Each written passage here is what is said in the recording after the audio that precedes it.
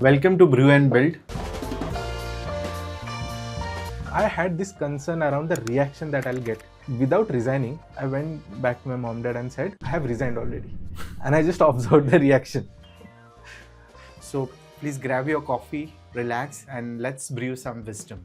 And when I started FinStreet, I always had a dual focus. First is teaching should be up to the mark. Second is making sure students will make it to the exam. Does MBA in finance make sense? I realized unless you're a big brand, somehow candidates don't take you seriously. One day I just went on the internet and Googled which is the highest paid job in the world. Two answers stuck with me. One is consultancy and second one was investment banking. Three sources of income matched almost 50 to 80% of my income with 1/3 of the time effort required. If we have to describe your journey, career as a coffee or a brew, how would you describe its flavor? Hi everyone, greetings. Welcome to Brew and Build. This is one of its show that we are aiming to build, where we would sit with folks or people who have built remarkable things. And it's going to be one sip, one story at one time.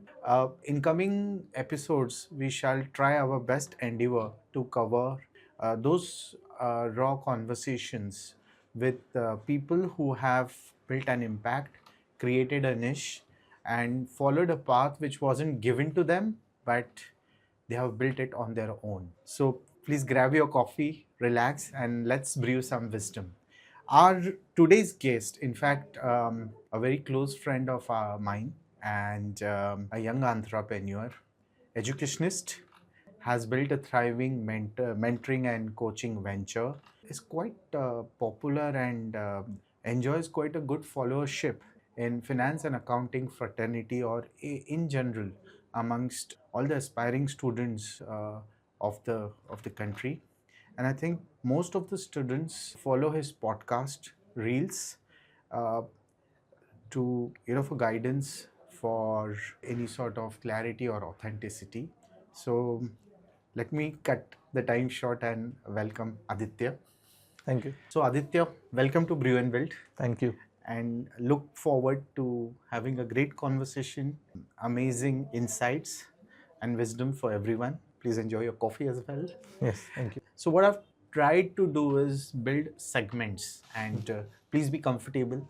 The first segment being the early life, early life before everything, before you actually went to B school, before you actually cracked one of the most difficult two professional certifications, and when possibly you were just a student. Did you ever think that, you wanted to be where you are today? I think I'll have a mixed answer for that. Yes and no. No, in the context, when I was a kid, I had very different aspirations, and that has changed over time in different phases. To be honest, if I had to go back to my childhood, my initial two aspirations was either be an actor in Bollywood or be a cricketer. So, I mean, as kids, that's what you see mainly, right? Everyone worshipping. So, Sachin was my early idol. I used to watch him on screen, and then we have movie stars. Then after making it to, let's say, high school or +2, your friend circle changes, your aspiration changes, you get a bit serious about your career. So during that time, again, I had two observations. One, there were a lot of engineers around me in my family. If I talk about my parents, my cousins, have a long list of cousins, everyone is engineer. And somehow, I mean, there were outstanding stories of entrepreneurs. But I never saw that relation between an engineer doing exceptionally well. Now, back then I wasn't aware that there is something called as IIT. But my normal notion was that maybe engineering is just another course, and somehow that didn't excite me. So I decided, let me do something else. So very, very early in my life, I think around +2, one day I just went on the internet and Googled which is the highest paid job in the world. Two answers stuck with me. One is consultancy and second one was investment banking. And within investment banking, then I read about hedge fund managers and other few roles, and that got me excited. So again, I read about consultancies and I got to know majority of the engineers go into consultancy. Second one was investment banking. So that was my, I would say, focus when I started off, without knowing what the future held for me. Cut to 10 years later, as I got closer to my aspirational roles, I got to know the flip side of it. I mean, along with benefits, the pressure that you have to handle, the challenges that you face along with it, and overall, I mean, the cost benefit analysis. So throughout my life, I think I have changed my aspirations, but the latest one of being a good teacher, a passionate teacher, for that part, I would say yes, I am where I want to be. To be honest, the transition happened in a very interesting way, where I wanted to give myself a break from the corporate world and just try teaching as a hobby, and turned out really well. So this brings to me to my second question, which is more to do with, you studied in one of the prestigious B school in India. A typical family would expect you to take a good paying corporate job. And you rightly mentioned that, you found teaching as your passion. How was the scene back then? I mean, once you finished your MBA, I believe after MBA is when you aspired to be a teacher, right? What kind of feedback or what kind of reaction did you had from your family and friends? Because you are choosing a path which is quite different and not something which is taken by everyone, especially when you pass out from one of the best B schools in the country, because I'm sure most of the companies come there and roll out amazing offers. So back then, when it comes to your family, when it comes to your friend, when it comes to your ecosystem, what was the kind of reaction they had? Because you're not treading on a typical traditional corporate finance path. What was their reaction? What was their feedback to you? So there's an interesting story behind this actually. As you rightly said, I've invested quite an amount when I went to IIM Lucknow. To give you an approximate idea, the fee for 2-year program is around 20-25 lakh rupees. So after investing that and then working in corporate, my salary in KPMG was at par or a bit higher than my average, or rather fees at IIM Lucknow. Or the average, I can only quote the batch average. The moment I tell my salary, it would be a violation of NDA, non-disclosure agreement. But average package for our batch was around 29 lakh. So उसी के आसपास I can quote my package as well. So when I decided to leave that, I had multiple things in mind. First thing, by the time I joined KPMG, I had asked my father to take a step back in the sense, now relax, enjoy your life, you can retire. So he had actually closed his business and he had, started his retirement journey and planning everything. Second, my elder brother was doing well. So that was kind of a relief. I had that risk appetite. Worst case scenario, my brother is there to take care of the whole family and all. Third part, I had this concern around the reaction that I'll get. So what I did, without resigning, I went back to my mom, dad and said, I have resigned already. And I just observed the reaction. By the time I was discussing, resignation, they were saying, "Arey Aditya, dekh lo, ye, wo, what's the plan B?" And I told them, if I apply, I'll get interview calls. And just to show them, I applied at few levels and I got a call back. I had an interview scheduled in the month of Jan and February. So by the time, December came in, I said, I have resigned. Even before I had actually resigned. And they were just silent. They said, you have resigned? Okay. I mean, you are in better position to take your call. But that silent treatment kind of gave me, a kind of a wake-up call. Okay, this is now a big step, big movement. I have to act responsibly after this. Second thing was, for some concern, we had visited an astrologist. So over there, my mom consulted. Okay, he has just left his job. What's there in his future and all. And the astrologist was like, this is such a big mistake. Next 3 years are going to be very difficult for you. Please start your own venture after 3 years. And I explained, rather I was cross-questioning him. How would you define difficult phase? What kind of difficulty I'll face? Will I be able to survive or will it close down? And he was giving me vague answers. So that time I got to know, okay, this is some, BS he's talking about. I shouldn't rely on him. But somehow my parents had that added level of concern. So during this resignation period, I decided, let me do some level of freelancing. And I was into first freelancing. I started one additional freelancing. I started teaching in a college as well. So marketing freelancing or consultancy freelancing plus teaching freelancing, I had a good plan B. And then I actually resigned, negotiated for a shorter notice period and, completely switched into teaching. So Aditya, the next segment is more about your mentoring. I have been your student myself. I have gone through your podcasts. I've gone through your reels and definitely been a part of the video launches that you do, specifically on the cheesy catchwords that you use for career and learning. And it's quite easy to understand, simple to resonate with. With regards to your mentoring, when did you start it? That's first thing. Second thing is, when you started the mentoring, how was the initial feedback? I mean, it'll be great if you could throw a light on maybe first 2, 3, 4 mentees who you actually mentored. How was your experience? And if you could just share any sort of insight, it'll be great. So there's another interesting story behind this. Uh, right out of college, I had very different ambitions. Initially, I had no plans of staying back in India for MBA. Eventually, my plan was I'll spend 4 5 years in corporate and then I'll go abroad for my MBA, US or European side. And when I was studying that what kind of profile is required for overseas education, one of the components I got to know was your social impact. Let's say what kind of contribution or working with NGOs, volunteering, this kind of add brownie points to your profile. So right out of college, when I started working with Deutsche Bank, they had multiple CSR initiatives. One of the initiative was there was an NGO called Mentor Together, based out of Bangalore.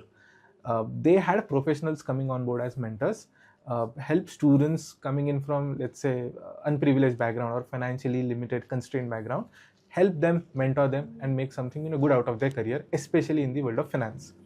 I enrolled for that program, and I got a surprising call from the NGO. There was a product head who said, Aditya, you are just 21, 22-year old. Do you want to really sign up for this? And I said, yes, I'm passionate. I have a keen interest in this, and I'm willing to put in the efforts if I have to learn something. So he said that, then let me test you, because this is an exceptional case where we have a 21-year-old or 22-year-old coming to us as in capacity of a mentor. So he asked me around 10 to 12 questions. I got all the questions correct. Out of 12, I think I got 11 questions correct, and he was surprised. He said, Aditya, you have that maturity. We are ready to work together. And for the one question which was incorrect, he had asked me that, it was a scenario based question, that you have a mentee who has called you up and asking your guidance on a dilemma that kal bhaiya ki shadi hai, and at the same time we have a very important schedule. तो शादी के लिए जाना चाहिए या interview के लिए जाना चाहिए. With my background and context of a competitive world, I said interview के लिए चले जाओ. And then he explained me that Aditya, our perspective or opinion can be different towards your mentee. Mentee का thinking कुछ अलग हो सकता है. If the mentee goes to a job interview and let's say life में वापस शादी हो पाएगी भैया की. So if he's missing on a once in a lifetime event, he might regret it later. So as a mentor, you're supposed to give him information, do cost benefit analysis, guide with pros and cons, but never take decisions for your mentee. And that time I got to know, okay, I have to keep my own bias aside, but of course I can help with my experience and better context. So after that, they helped me with 1 week's overall training, and then I started my mentorship journey. My first mentee I still remember from Bangalore. She was studying, I think, graduation, undergraduation. She completed that. I guided her with a couple of courses which were free, scholarship based. Later on, she got placed in Grant Thornton, which comes under Big Six. Yeah. And I think that is still the biggest turnaround story, or for my success story wise, number one in terms of all the mentees. After that, through LinkedIn also I started getting requests. So I thought, okay, why not? I started teaching in an NGO. I still recall after Mentor Together, I worked with TAP, the Apprentice Project, where I was again mentoring students. Then I worked with Bhumi as well, where I used to teach in an orphanage.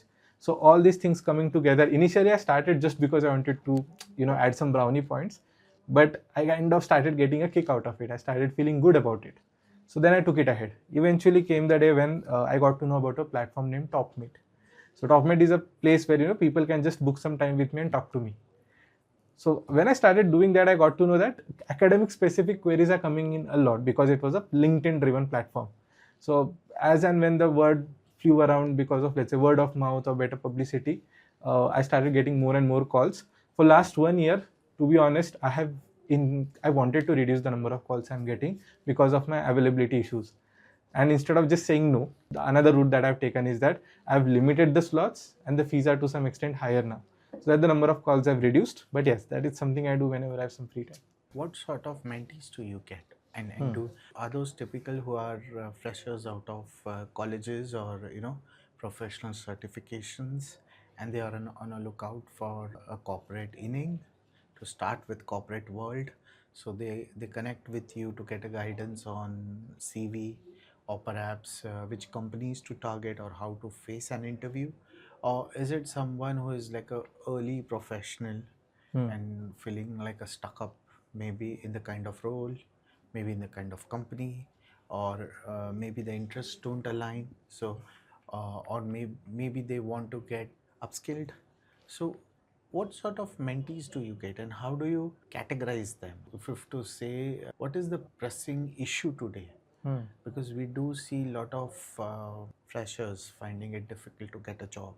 On one hand, freshers are finding difficult to get placed, or these days there is always a news of layoffs.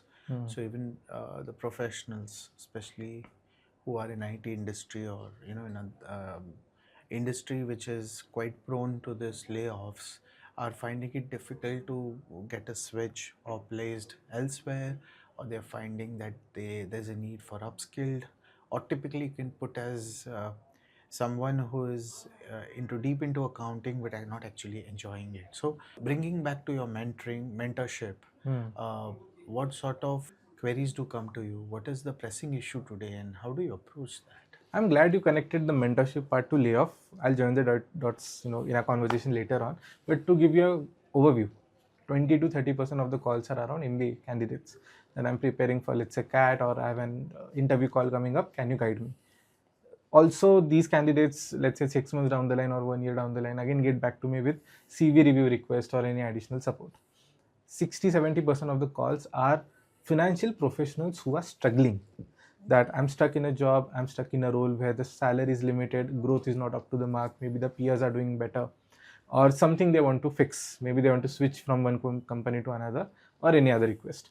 And this is where actually I'm more than happy to support. I give them a formula overall, but I can see the desperation, and usually I tell my students or mentees, this shouldn't be the place where everything should fall apart. Reason being, that we are living in a competitive world. When I look back their career trajectory for last 4-5 years, not much effort is being put up. So koi BCom karta hai and now they are into their job, they're just simply doing job. You should be at every step pushing yourself. Don't wait for some layoff to come up. Don't wait for some challenging position, challenging situation to come up, either in your family or in your corporate life. Keep on pushing at each and every step. If you set yourself in an uncomfortable position, I'll give you my example. I completed my graduation in 2018. 2019, I had completed USCMA. By 2020, I had already started preparing for CFA. My CFA level 1 was done. Level 2 ke pehle, unfortunately, COVID hit. So our exams got deferred. Then I immediately switched to CAT. The moment I switched to CAT, during my MBA days, I kept on pursuing certifications around impact investing, venture capital, and a number of things. So I kept on upskilling. When I went into KPMG, again I started upskilling around ESG and sustainability because that was the new thing. So in this overall process, when I look back, and fortunately someone told me that, Aditya, just don't sit idle, you should always keep on pushing yourself. That brought me to a level where, when there was even news of layoff, because when I left KPMG after 1 year, there was actually a significant layoff. A lot of candidates were let go. But I always had that, let's say, appeal in the market that if I do few application, I always used to get a call back for an interview. Uh, when I was in notice period, I was actually interviewing for a chief of staff position in a really good startup from US, which had full-time work from home, maybe a dream position for a lot of candidates. So by virtue of pushing yourself, you can be in a position where you are kind of protected from such adversities, or even if you're, let's say, not protected, you're skilled enough to, let's say, create more opportunities or open more doors for you. Going back to mentorship, so 20-30% MBA candidates, 60 to 70% candidates are struggling. So what kind of certification they need to pursue, what kind of contacts they need, how to build their CV, and a number of things. There are interesting 10%, 15% students, which is my favorite category. They usually come to me and say that, sir, these are the things with me. I have landed the best opportunity on my campus. This is the role I'm working in, and how do I make most out of it? Or how do I double down on it? Some students even come up with very interesting ideas. One of the candidates had asked me that, sir, I'm planning a startup in next 1 year. I at least want to have 7 to 8 investors ready for my startup. What should I do? So this kind of queries also do show up. But yeah, it's always a mix. There's no as such trend or pattern. Thanks for sharing this interesting journey of your mentoring. Now, any myths about B school that's pursuing MBA or professional certification that you like to dispel off or clarify? And this is a very typical question which does come up in every 20 something aspiring professional, that is there a point pursuing MBA? Now let's talk about accounting or finance industry or domain specific. Does MBA in finance make sense, or does pursuing this professional certification make sense? Now you are a perfect combination of both, and you are also into academic world. You're also have worked in corporate. So what is your take on this? So maybe I'll start with the certification part first and then MBA. The first myth is around difficulty level. Even though most of the international institutes, let's say, quote a passing rate of 40 to 50%, but I still think it is very easy to pass such exams, and I'll give you one simple reason for that. If you observe gym model in the sense, think of any gym which is operating in your area. You will always see 100 candidates will sign up for a gym. Let's say New Year offer, everyone has a New Year resolution to be fit.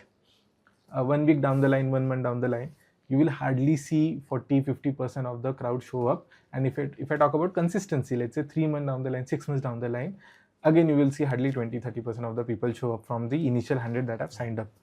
Because whenever you work out or whenever you even study, there are very few candidates who naturally like to study or they are naturally passionate about finance.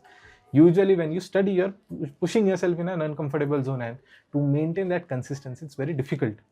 So when I started CMA, when I started teaching CMA, in the first batch at a large scale, before FinStreet I used to teach somewhere else.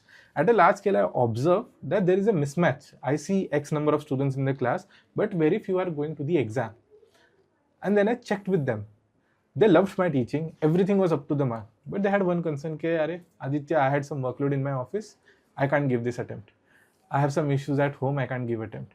I had some other concern. I had to travel somewhere. I felt sick. I can't give this attempt. And then I observed, this is not how it can operate. That time I realized when it comes to teaching, it is only half of the job done. So when I left that institute and when I started FinStreet, I always had a dual focus. First is teaching should be up to the mark. Second is making sure students will make it to the exam. And if I talk about my current scenario, the admissions team has just 3 to 4 counselors, and we have student success team of 5 to 6 people.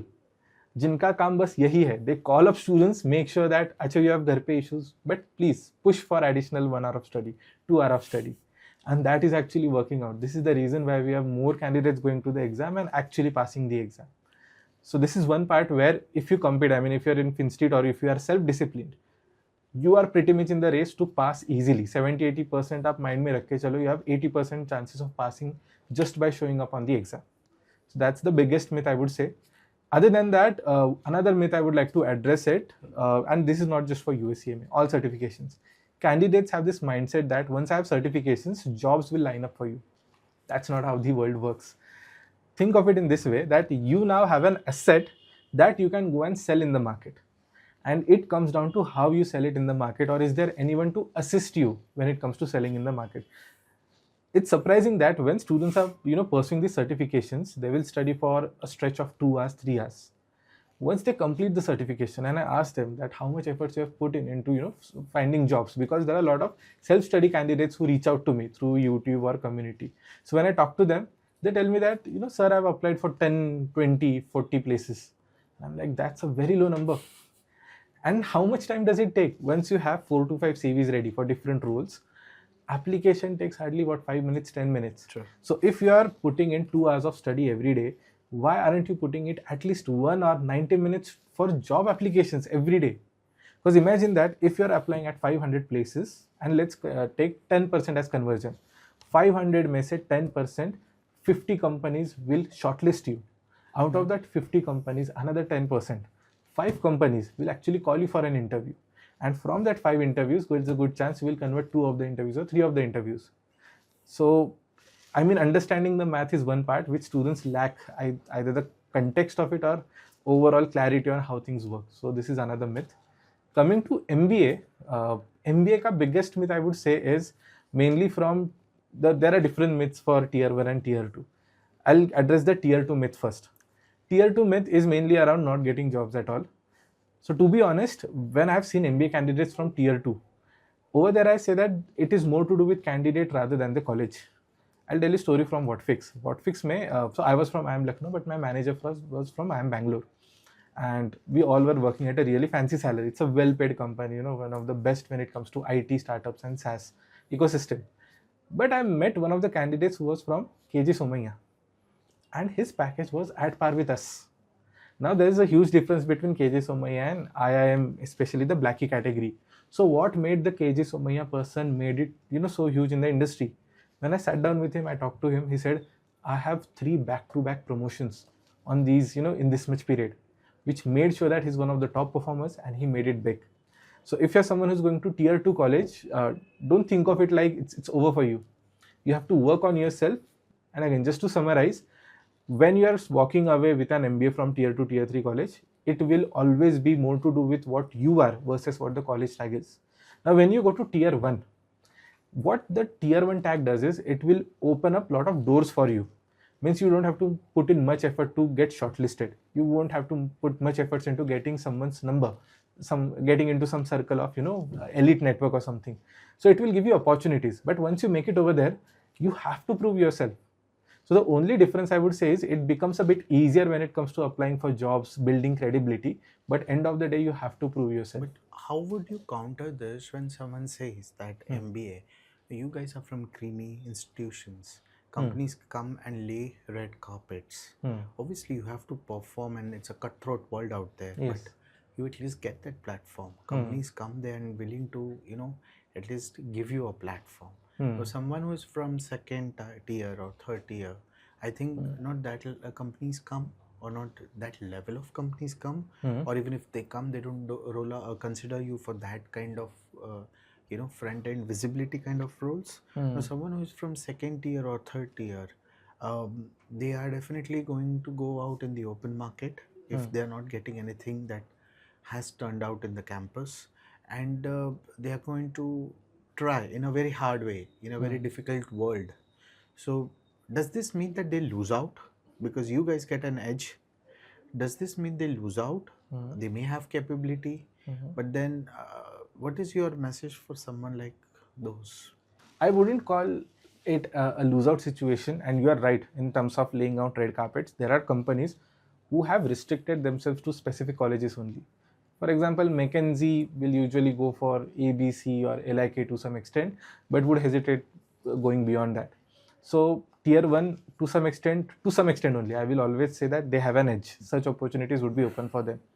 But on contrary, if someone is from tier 2, tier 3 college, there are n number of companies in the ecosystem.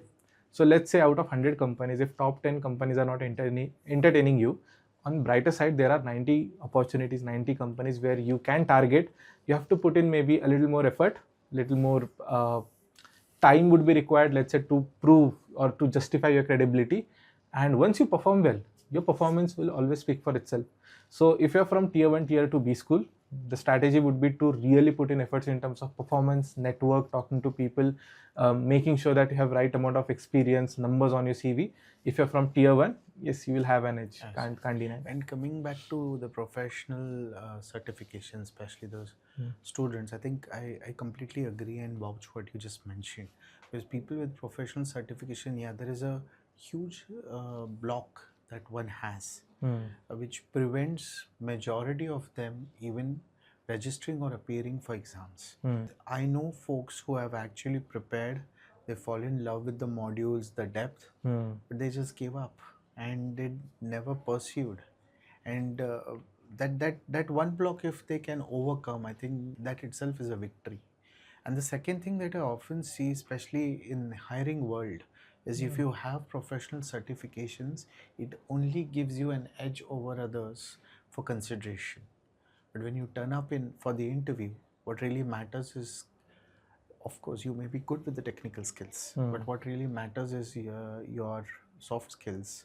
What matters is your behavioral skills, or the kind of professional skills you have, the approach you have, or how do you see over and above the professional certifications you carry. So you rightly pointed out. Any one instance would be amazing if you could share it.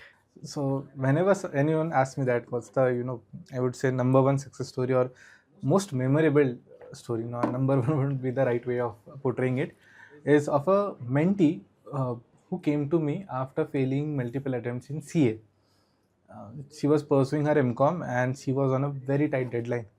She said that, Aditya sir, these are the circumstances. I have my last attempt coming in, and do you have any advice for me? She was thinking of dropping out of CA.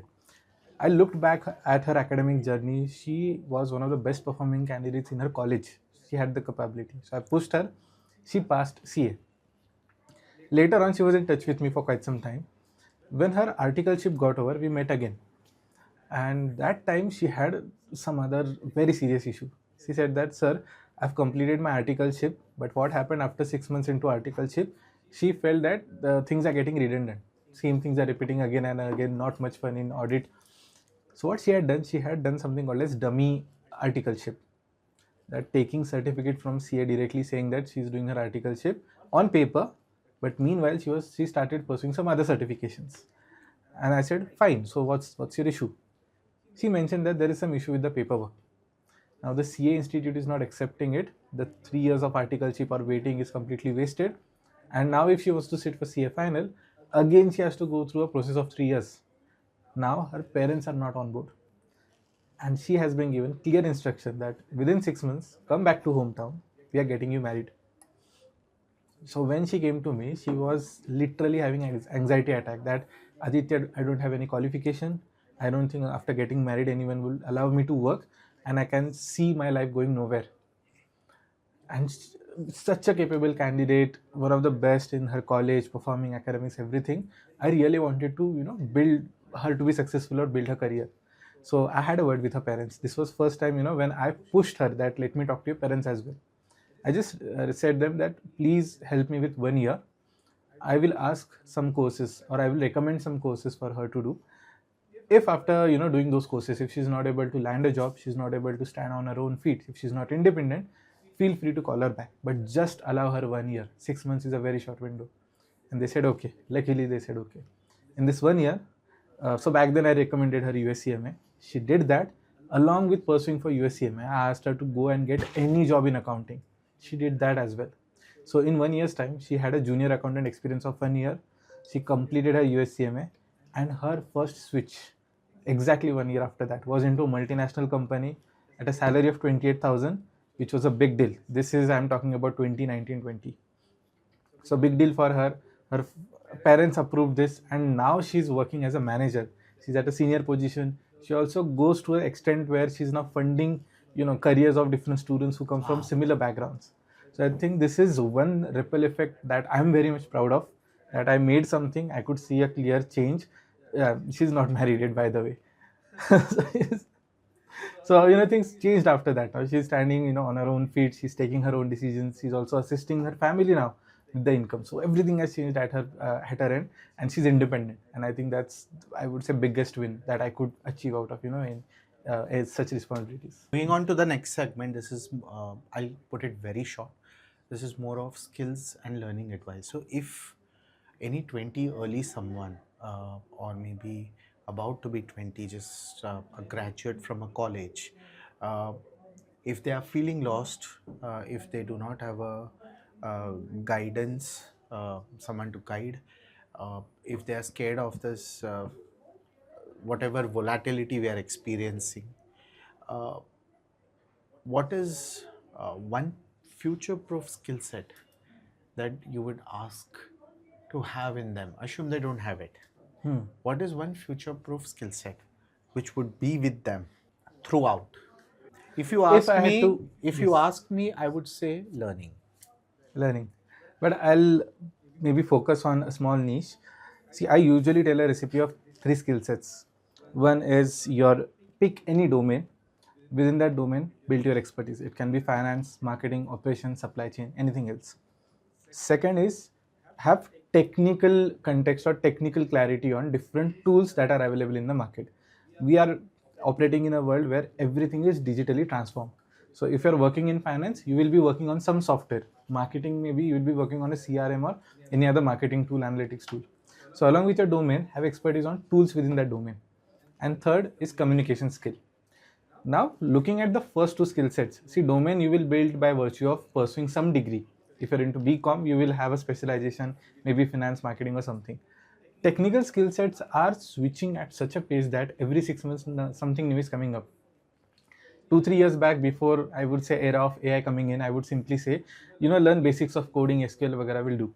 Nowadays, coding is quite easy. Few prompts and you'll get a ready-made code. Now then, after that, I started suggesting learn automation tools. Now we have no-code tools into automation. We have tools which give you a ready-made set, agentic tool, just by writing a code. So now the world of this automation or agentic building is also becoming easy. So here I would say keep on learning. There's no other alternative to that. Third is communication skill. To be very specific for the question, I would say number one skill that cannot be replaced by anything else. Communication skill, and an added layer to that would be networking skill. If you're able to talk well and if you have that capability to conduct a 20-minute dialogue, not specific to just work, it could be anything. But if I'm able to, let's say if I meet you as a stranger, but I'm able to build that comfort zone with you, and if you're exchanging numbers at the end of a conversation, you are an extremely valued person in today's world. And I think that's where most of the professional certification folks need to focus. I mean, you are the best. You feel out of the world because you got professionally certified. Wow, hats off to you. But when you are in an interview, in facing an interview, what really will stand out is communication skill. So no matter whether you are from a B school or professional certification background, I think communication skill would always remain one of the bestseller. So we did talk on your educational background. We did talk about your mentoring background. Now coming back to your entrepreneurial journey, what made you start FinStreet? If you could share quite a lot of a story about FinStreet, like, how did it start? What were the kind of obstacles you have faced? What are the challenges that you have overcome? And how have you turned that out to a success where you are today? And where do you see it going ahead?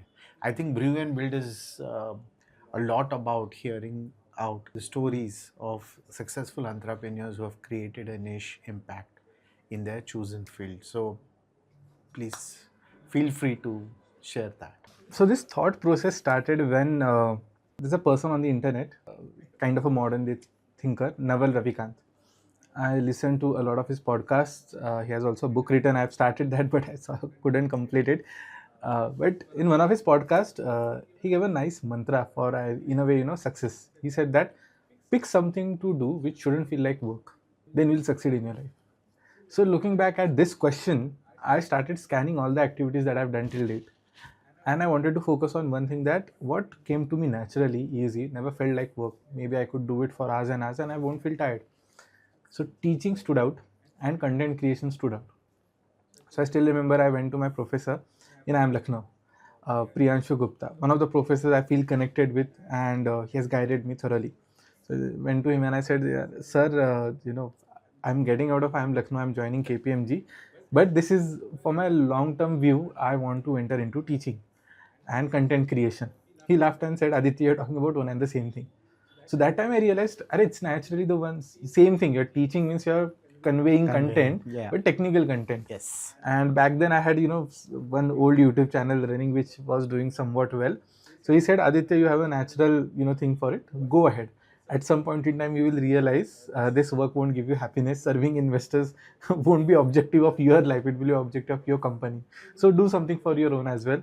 And teaching is a kind of, if you are altruistic in nature, you'll always feel good about it. Indeed. And that matched with me. 6-7 months into KPMG, there was one moment that triggered this push. When I was asking my manager that, I want to spend Ganpati time and Diwali time at home, she said that, why? Just stay back. Like, if you're for every second occasion, if you're going to go home, it won't matter. But I said, I'm working from everything will be taken care of and I can see people around me going home. So why there's different treatment for each and every team? He said, Aditya, maximum 3-4 times in a year is fine. That's it. And then I calculated that, my parents are at an age where they're 60-year-old, more or less. Let's say if I have additional 30-40 years with them, practically thinking, and if I'm going home for just 3 times or 4 times in a year, am I going to meet them for 150-200 additional meetings? I went into a very spiral negative thought process after that what kind of life this would be. So at that time I decided, okay, let me think about it. And by the time Diwali came in, I decided, okay, let me at least take a break. I want to think about it because I was very confused at that point in time. So while taking break, I decided one thing. See, I don't have any plan B right now. I'm not planning to switch. I want a break. But there should be some source of income so that I can take care of at least myself, if not family. So I started freelancing. To my surprise, I never had explored the world of freelancing much. Initially, some of the opportunities came by virtue of being in IIM Lucknow. Seniors extended some work, so I did some internships and live projects. But when I started freelancing, it was an unstructured way. But I started working with a company where I was a QC consultant, quality check consultant. So I can't name the company, I have an NDA with them, but it was a social media company which was making content on finance, and they wanted an expert to check the scripts. Is everything technically correct or not? And for each script, I was getting, well paid. So I started doing that when I was in, KPMG, last quarter of KPMG. Along with that, I also got some YouTube gigs. Some of the channels signed me as a professional host, that Aditya, you have to come and speak about these things and we'll see. Started seeing positive results on that end as well. Third thing, I checked with my old college where I studied, BMCC. I asked them that, can I teach over here? They said, why not? Please join us as visiting faculty. So I got 3 different sources of income started. And you won't believe me, these 3 sources of income matched almost 50 to 80% of my income, Wow. by which I was getting in KPMG. Wow. With 1/3 of the time requirement, effort required. And I said, this is a golden spot. That's a smart observation. So after generating this freelance income, I decided now I'm in a place where I can take 1 year ka break, but it wasn't unplanned. When I decided to start FinStreet, I gave a target to myself that in 1 month, at least I should get 3 admissions to start a batch. And exactly I got 3 admissions. So officially I had formed the company in November 2023. But I was busy. For 3-4 months, I was busy with the paperwork, formalities. But I was also trying to test the freelancing world. Worked out well. So in February, I stepped out of KPMG. March, I got 3 admissions and I went live with FinStreet. Now, once the entrepreneurship journey started, that's a different story altogether. But this is how the journey at least began. And could you talk more about FinStreet? How it has been since you launched FinStreet? What were the obstacles you faced? How did you overcome it? The challenges? And where are you positioned today? So maybe just to continue with the story, then when I started FinStreet, first thing was it was a one-person driven or founder-driven company. I got 3 admissions from my own circle. I just said, I'm going to start teaching. So some of my friends and their younger, siblings, some of my, let's say, friends who were looking up to me said, I want to learn from you. One of the Topmate mentees said, I want to learn from you. That's how I got my first admission. So I went live. But after going live, I realized I cannot take care of everything, right? From admission counseling to teaching to admin work to ordering books to collecting feedback, everything, HR and everything. So I thought, okay, I need some assistance. Let me start with interns. And then I realized the first biggest challenge is to hire first person of the company. Because imagine I'm pitching you that, Niranjan, I've started a company. Please come on board. It is just going to be 2 of us who are working. Now, why in a sane mind would someone consider joining a company where it is just you and the founder who are working together? So first interview is not an interview. It is pretty much convincing. It is about telling a story that, okay, this is what you have in plate. Let's work together and let's build something. So in this way, I got my first 2 interns. And 1 week into a startup, I got another interesting challenge from them. They said that, sir, we are working with a startup.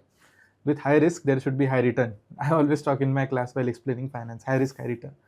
So they came back to me saying that, sir, we have taken so much risk. What about the return? So I said, that's a good, fair observation. So I gave them an offer saying that work for FinStreet for 5 years. After 5 years, you are open to start your own startup. You have the experience of building a company. I'll be the first investor in your company. And right away, I'll commit X amount to you. So I also committed an amount to them. That 5 years, if you serve for this company, if you are with us on this vision, there will be a check ready for you after 5 years. And with this commitment, they came fully on board. This is how FinStreet started. Now, when we started scaling up, see, initially, when I came in from KPMG, I came in from a very pressurizing background. So I kept things very lenient. And we had 1 admission counselor and 1 operations person. So the admission counselor always used to tell me that, sir, there is so much workload, this thing, that thing. Now, another challenge was outreach. I observed that all other classes had professional teams, marketing funnels, so many big things. I had zero clue. I was just a good teacher In terms of strategy, I was good with financial strategy, go-to-market strategy and all. But if I talk about my marketing skills or any other skills, there was some limitation on it. So my first major concern was if I go in the market and if I start running ads, no one would entertain them. And that is something I realized. I even tried that with one of our interns, didn't work. Back then, I had YouTube doing somewhat well. So I decided, let me give a last try. I'll put out my heart, I'll tell everything that I know about CMA, and let's see what the response is. I put out 3 to 4 videos. Surprisingly, all my earlier videos used to get 2,000, 4,000, 5,000 views. These 5 videos got on an average 20 to 30,000 views. Wow, that's great. So collective, I got a reach of more than lakh impressions at least. Now after getting so many impressions, number of inquiries increased, and then it felt like acha, we are going somewhere, because initial 3 months were very difficult. We were getting 2 to 3 admissions, and operationally we were incurring losses.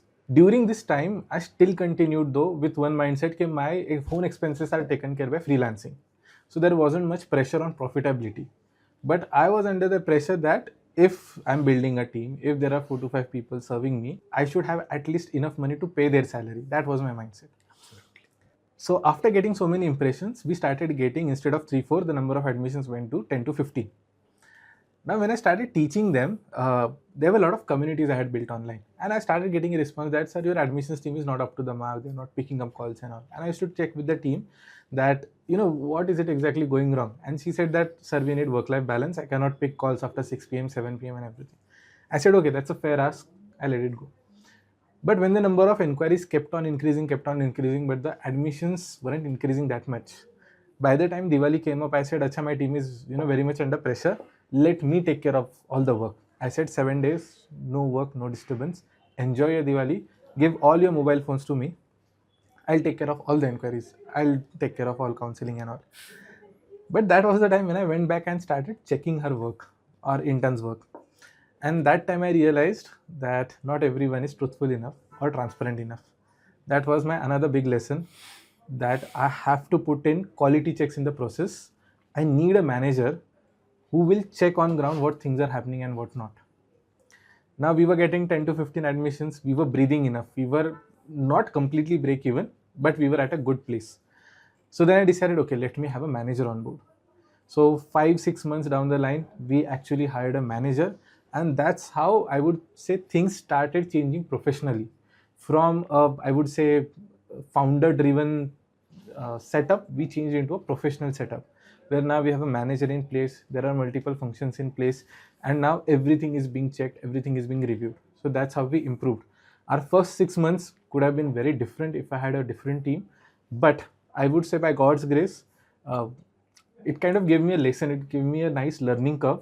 So now when we are moving ahead, we move ahead cautiously, taking care of the qualitative things rather than quantity first. This was, I would say, second phase of FinStreet. When we started, then we transformed to a bit professional setup.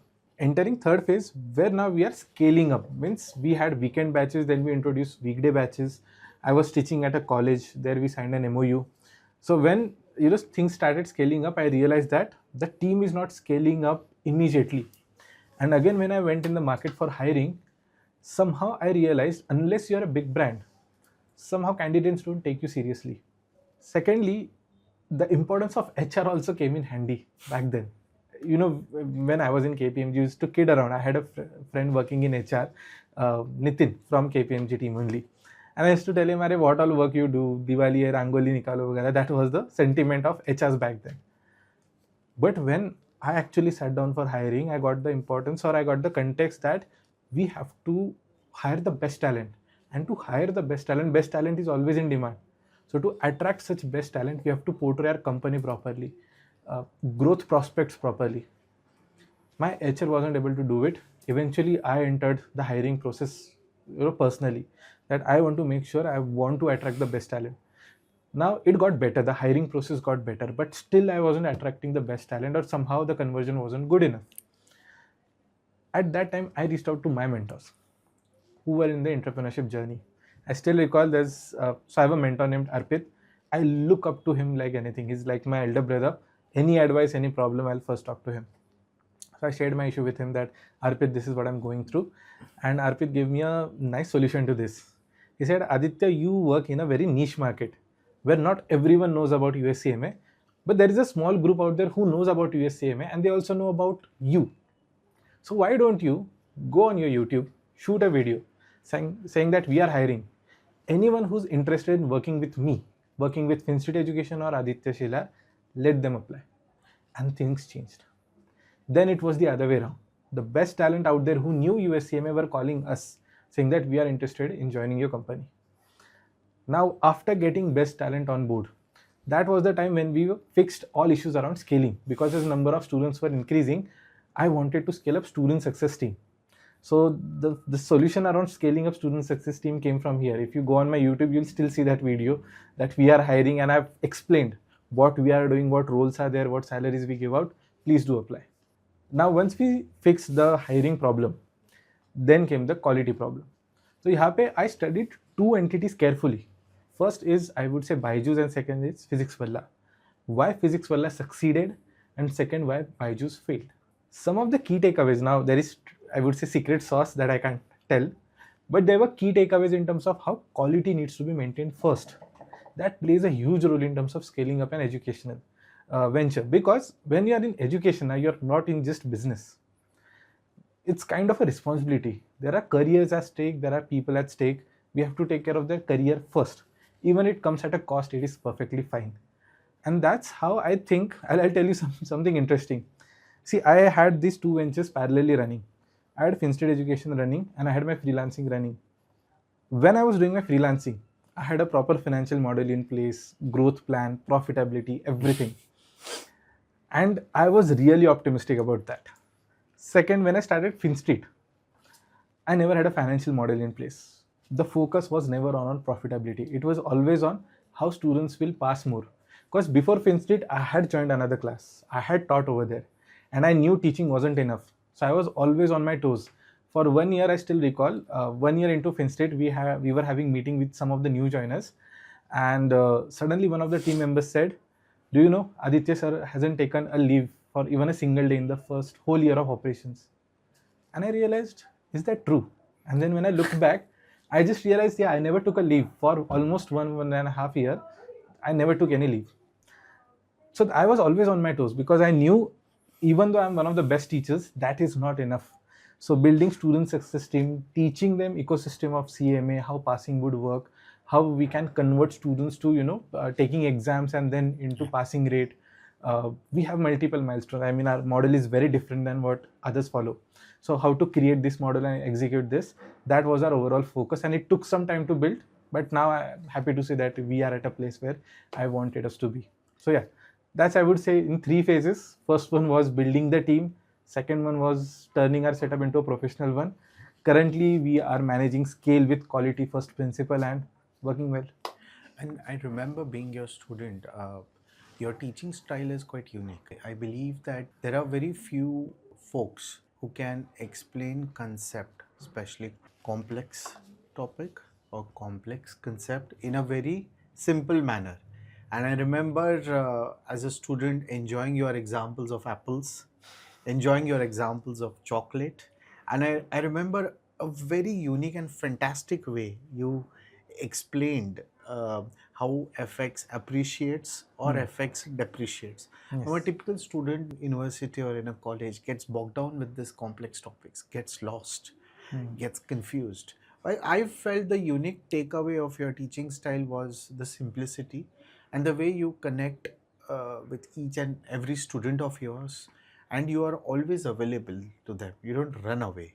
So, talking on your USCMA journey or the students whom you have taught, I would like to hear one unique thing that has made yourself as a brand and FinStreet a huge success in USCMA, and I wish that you do venture out in other courses and areas. But what is one unique thing that has stood out and brought you success in your FinStreet journey?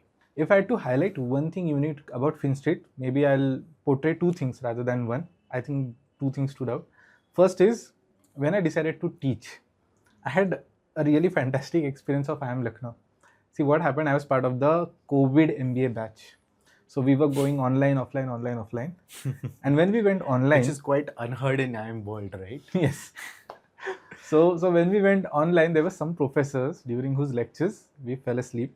There were some professors which kept us awake and quite active. Can you name those professors for us? No.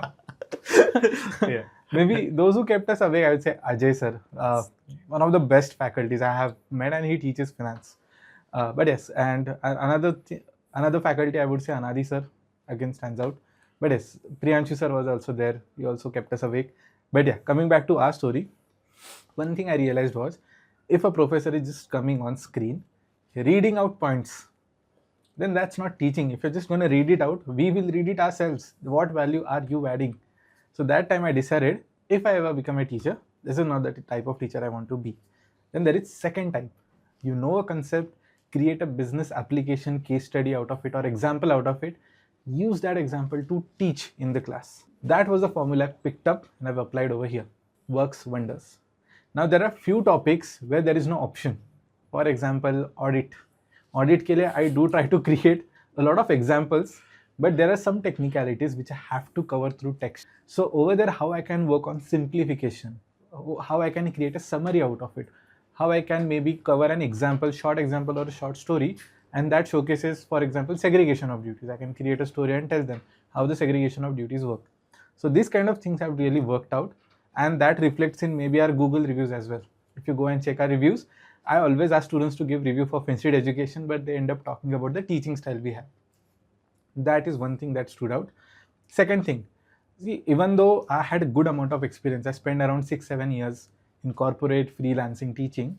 As a CEO, this was my first time. Even though I was freelancing is a bit different. Running a company is a different. So I was a kind of a learning CEO. So while building this company, I was always open to feedback. I was making mistakes, but somehow my managers, my mentors always told me to take feedback, accept it and work on it. There will always be two sides to a thing, but always focus on what I can fix rather than argument, rather than pushback. So being always open to feedback worked really well. Things, those weren't good practices, those weren't good. We fixed it, kept on improving, and turned out to be a great thing today. That's great. As a teacher, do you spend time preparing for yourself? And how much do you seek AI help? Because it's AI for everyone these days. Yes. How does AI help you in your teaching? If I talk about my initial 4, 5, 6 batches, I spent a lot of time creating new examples. But after 6, 7 batches, you kind of get used to it. So there are concepts where now I don't need dedicated time like an hour or 90 minutes for preparation. Maybe additional 15, 20 minutes before the class, I'll sit down, I'll think of something interesting, I'll try to connect it to something that's happening in the market right now, current affairs. For example, we were learning equity valuation some time back. So I immediately connected it to our Lenskart valuation, that how PE works, how PE of Lenskart is such a huge number, how Zomato's PE has changed over time. So those kind of examples I do take 15-20 minutes, but for my initial 4-5 batches, I used to spend quite some time for preparation. Second, in terms of AI, in terms of its application, there are some fundamental applications that I can use it for summarization, cross-questioning, simplification. So for that context, I do use AI. I kind of create examples also from AI, and I also push my students to use AI. I have seen few professors who refrain from doing that, and I've asked them why are they doing so, and their answer was not, maybe from my context wasn't good enough, that they're kind of scared. Okay, AI will replace them. Maybe you're asking someone to use AI. Well, that was my next question. You answer it. Yeah, but no, I think you shouldn't be scared. Rather, you should think of how you can utilize it better. Instead of just an AI or just a teacher, a combination of this would work wonders. So I'm thinking in that direction, that how we can utilize AI in terms of day-to-day study, how we can use, let's say, models which are specific to a certification curriculum. And in coming worlds, we want to create students who are AI ready, AI savvy. Currently, things are not up to the mark. So I can see few, teachers coming up with AI in finance courses and all, but the technology is not mature enough that it is being full-fledged applied in the world. There are some basic usage done, which we already do on ChatGPT and other models. But I'm tracking the space very carefully. The moment I think something has, it's a breakout technology that everyone needs to know for a edge in their career, you will definitely see that coming from my end. Right. So now we come to the last segment, which is brew, build, and signature wrap up. If we have to describe your journey, career, um, as a coffee or a brew, how would you describe its flavor? And what is one daily habit or one brew that keeps you energized, keeps you motivated to drive yourself every day? If I had to, let's say, correlate my, let's say, journey with taste of a coffee, I would say in the initial part, it's kind of a pour over or Americano, uh, kind of a bitter start, but that helped me learn a lot, kind of kept me awake again to double down on the layered context. And second phase, I would call it as, so there's a coffee offered by Starbucks called Velvet Vanilla Lattes. A very smooth, kind of sweet coffee soothes you down. So I think eventually it is going towards a very smooth journey that we are having. And yes, we want to amplify as much as possible. That's great. And what keeps you energized? What's that one daily habit? One daily habit that keeps me energized. If you ask me, that's one cup of coffee, of black coffee, early in the morning that keeps me awake, that keeps me energized. If we are going down that line, I would say my daily dosage is around 3 to 4 cups of black coffee. I have a specific liking towards Davidoff. Not sure if we are allowed to take names. But yes, Davidoff, there's an aroma flavor we get. That's my go-to thing. I'm a huge fan of that as well. And finally, what's one thing that you are even building today and you will be building tomorrow? I think one thing we are building today and tomorrow are strong, long-lasting and thriving careers. Because, if I had to simplify that, how I want FinStreet to stand out, I'll give you an example. Let's say if there are 10 candidates sitting who have a BCom degree, but one of them has a, let's say, USCMA or any other certification, ACCA, CFA for that matter, that person will stand out by default. But imagine there are 10 candidates who all have USCMA, and amongst them, one person stands out. I want that person to be from FinStreet Education. Wow, that's a great one. Thank you so much for sharing your insight. I think it was a warm conversation full of insights. Yes. And I hope our folks who do listen to us will find it insightful. If this episode inspired you, please do share with your wider group. Thank you so much. Thank you. Very soon we'll come with a new story with a new entrepreneur. Thank you so much.